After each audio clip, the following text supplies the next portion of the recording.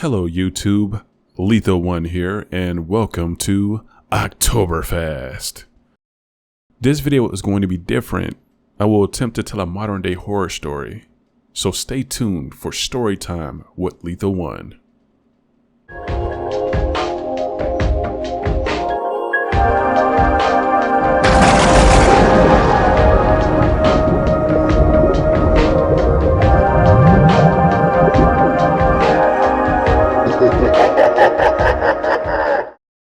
It is a Friday night.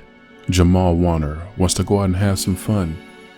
His girlfriend of 2 years, Lisa, wants him to stay in for a little Netflix and chill. Jamal tells her that his friends are expecting him. He claims that they're going to have an all-night gaming tournament where he can win stuff. But Jamal really wants to go to a titty bar across town. His peers have been there, and they claim that the dancers are second to none. After a verbal tug-of-war, Lisa agrees to let him go out with his friends. Jamal is too excited. He thinks to himself, "I'm free." Jamal gets all dressed up and sneaks past Lisa. He didn't want to arouse any suspicion.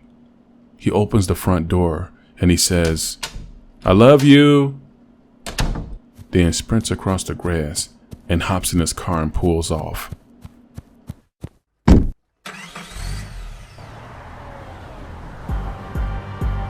His music is loud. His heart beats with anticipation.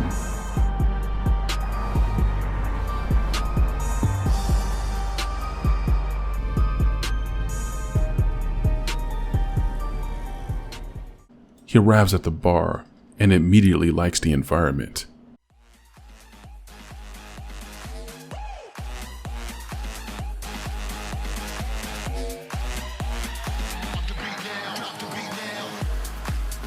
It was clean, the beer was cheap, there was a pool table, and there was arcade machines everywhere, and the dancers were hot. He seems to forget about Lisa, because there's a woman there that catches his eye. He can't seem to break free of her aura. She was tall and voluptuous. Her curves, her body movement was almost hypnotic. She's like a Scarlett Johansson, but a little darker. After a few drinks, he builds up the courage to flirt with her. His corny jokes seem to work as she handed over her phone number. What a lucky guy.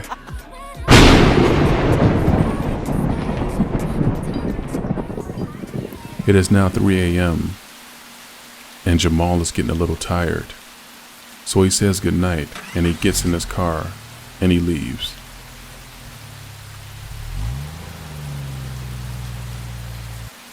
Jamal pulls up to the driveway. All the lights are out. Lisa's asleep, which made it easy for him to slip out of his dressy clothes. He put on his sleeping attire and he slides his phone into his basketball shorts. Then he passes out. Lisa gets out of bed and walks out. Jamal glances at the clock. It reads 7 a.m. He is still very tired, and he falls back asleep.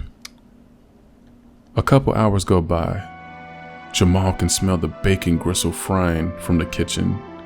The aroma of grits graces his wide nostrils.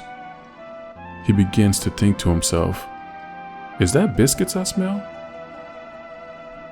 Lisa walks in with the bacon still sizzling in the pan, the grits still bubbling in the pot. Such a heavenly aroma. Jamal sits up in bed and says, "Oh baby, you made me breakfast in bed." But she doesn't reply.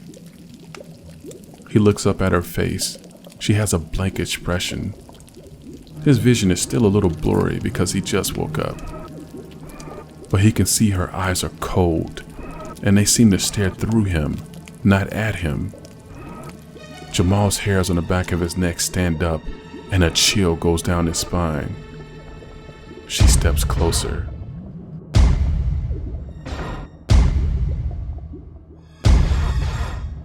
saying nothing. Her steps are heavy, almost like thumping. At this point, Jamal starts feeling around his shorts when he realized that his cell phone was missing. Oh, I got the chills. I don't know about you guys, but that story scared the shit out of me. I'd rather deal with Freddy Krueger and Michael Myers than to deal with a woman scorned. I know a lot of younger kids is not gonna get that story, but us grown guys, that's one of the scariest things you can ever encounter. Pro tip, put your phone in your drawers, man. That's it for today, guys. Thanks for listening. Wesker, that's a good thing you killed Wesker. You tried to kill Rebecca. Trick or treat, motherfucker.